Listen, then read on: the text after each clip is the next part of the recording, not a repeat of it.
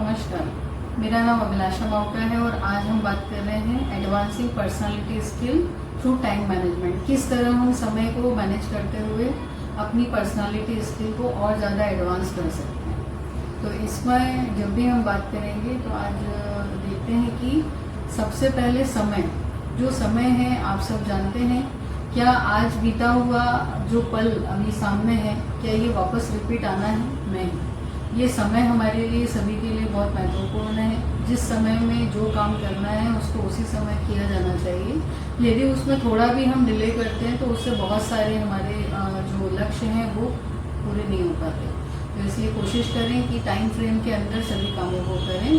तो आज हम बात कर रहे हैं समय के ऊपर।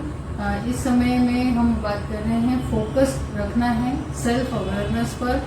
अपने इमोशनल इंटेलिजेंस जो है, जो भी हम लोगों से कनेक्ट कर सकते हैं, ऐसी सभी चीज़ों को हमें मैनेज करते हुए अपना काम करना है। तो उसमें हम बात कर रहे हैं। साथ ही बात आती है पर्सनालिटी स्किल्स की। जब भी कोई पर्सनालिटी की बात करते हैं तो पर्सनालिटी दो तरह से दिखती है। एक होती है इंटरपर्सनल स्किल्स और एक होती है जो आउटर, जिसको देख करके समझ में आता है वो होती है पर्सनालिटी। जो दूर से दिखाई देती है वो आउटर पर्सनालिटी होती है। जब भी हम किसी व्यक्ति से बात करते हैं तो उसके अंदर के व्यक्तित्व की झलक आती है और हमें ये पता चलता है कि इस व्यक्ति के किस तरह के वैल्यूज़ हैं, किस तरह की सोच है, किस तरह की इसकी आइडियोलॉजी है, किस तरह का इसका लाइफस्टाइल है और ये किस तरह की सोच रखता है। तो हर एक चीज़ जो इंटरेक्शन करने पर किसी दूसरे व्यक्ति को हम बताते हैं, प्रभावित करते हैं, वो सारी चीज़ें इंटरपर्सनल स्किल जो होती है उसके अकॉर्डिंग हमें पता चलती है। तो इसके लिए जब भी हम चाहते हैं हम अपनी पर्सनालिटी को डेवलप करें, अपनी पर्सनालिटी में जो भी बेसिक चीज़ें हैं उनको हम इन्हेंस करें, तो उसके लिए सबसे इम्पॉर्टेंट रोल जो प्ले करता है वो होता है सेल्फ अवेयरनेस का पार्ट। हमें सबसे पहले सेल्फ अवेयर, अपने आप के बारे में अवेयर होना बहुत ज़रूरी है। और सेल्फ अवेयरनेस में बहुत सारी चीज़ें आती हैं, जिसमें आपके इमोशंस आते हैं, आपकी स्ट्रेंथ आती है, आपकी वीकनेसेस आती है। कई बार जब आपसे कोई पूछता है कि आपकी सबसे अच्छी खास बात क्या है, क्योंकि इंटरव्यूअर जब आपके पास आएंगे तो वो आपसे ये कुछ क्वेश्चंस डेफिनेटली करने वाले हैं और वो ये आपसे पूछेंगे कि भाई आप बताइए, आप में सबसे ज़्यादा अच्छी बात क्या है, आपकी स्ट्रेंथ किस चीज़ की है। तो आप कभी किसी व्यक्ति से इंटरेक्ट करते हुए, किसी भी कस्टमर से मिलते हुए, किसी भी नोन व्यक्ति से मिलते हुए या अननोन से मिलते हुए, जिस तरह से आपका वे ऑफ कम्युनिकेशन रहता है, उस कम्युनिकेशन में आप कितना इमोशनली कनेक्ट होते हैं, आप उस व्यक्ति को कितना प्रभावित तरीके से बात करते हैं, उसमें आपका स्ट्रेंथ, आपका वे ऑफ कम्युनिकेशन अगर बहुत ज़्यादा अच्छा है तो वो बहुत सपोर्ट करेगा। आपके वीकनेसेस, कई बार लोग कहते हैं कि मैं बहुत इमोशनल हूँ, ये मेरी वीकनेस है। नहीं, जब भी आप किसी मैनेजमेंट के काम में लगते हैं, किसी भी तरह के सेल्स से रिलेटेड होते हैं, वहाँ इमोशनल होना बहुत ज़रूरी है, क्योंकि आप उस व्यक्ति से जो जिससे बात करें आप उससे कनेक्ट करेंगे। जब तक आप किसी से कनेक्ट नहीं करते तब तक वो व्यक्ति आपसे ही क्यों कोई सामान परचेस करे, आपसे ही क्यों वो बात करे और वो आप ही से क्यों करे। तो ये सारी चीज़ों का आंसर होता है आपका तरीका, आपका उससे बात करने का जो कनेक्शन है वो बहुत ज़्यादा स्ट्रांग होगा।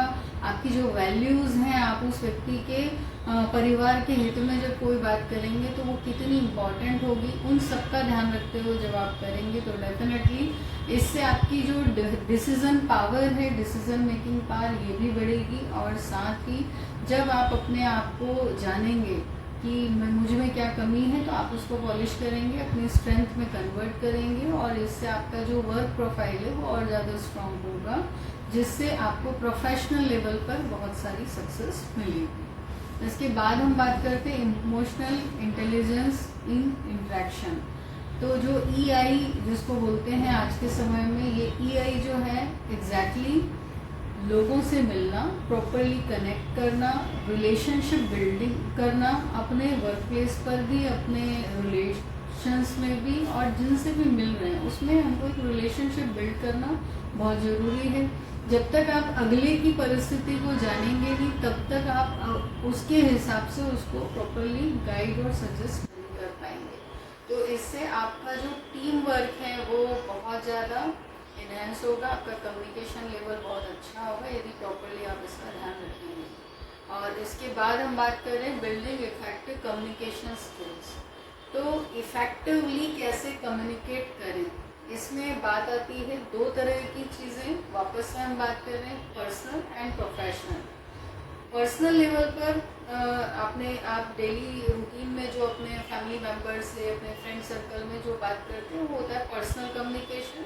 एंड प्रोफेशनल में जब भी आप किसी अपने हायरार्की में बात करते हैं, अपने सबऑर्डिनेट से बात करते हैं, अपने कलीग से बात करते हैं, वो आ जाता है आपका प्रोफेशनल। तो ये दोनों ही चीज़ों का जो एक दायरा है वो लिमिटेड है। उस लिमिटेड दायरे को अगर प्रॉपरली उस वे में अगर आप कम्युनिकेट करते हैं तो डेफिनेटली आपको जिस तरह का रिजल्ट चाहिए वो मिलेगा। उसके लिए आपको कुछ चीज़ों का ध्यान रखना होगा, जिसमें आप क्या कर सकते हैं कि इंडिविजुअल से बात करते हुए आप ये भी पूछ सकते हैं कि क्या उसको प्रॉपरली समझ में आया आपकी बात या नहीं आया।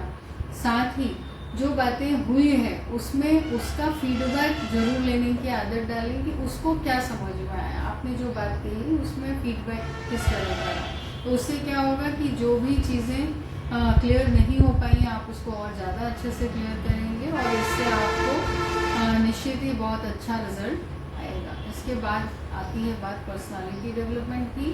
तो हमने अभी देखा सेल्फ अवेयरनेस, जिसमें अंडरस्टैंडिंग इमोशंस, लोगों के इमोशंस को हमको इंटेलिजेंस के साथ में कनेक्ट करना है। इसके बाद जो हम बात कर रहे थे अब उस पर डेप्थ में बात करेंगे, आइडेंटिफाई स्ट्रेंथ एंड वीकनेसेस। तो अगर मैं आप सभी को एक प्रैक्टिकली बात करूं कि आपको अपने 5 स्ट्रेंथ और 5 वीकनेसेस नोट डाउन करना है और उसको नोट डाउन करना है लोग क्या समझते हैं इस पर ध्यान देते हुए कि क्या है हमारी स्ट्रेंथ।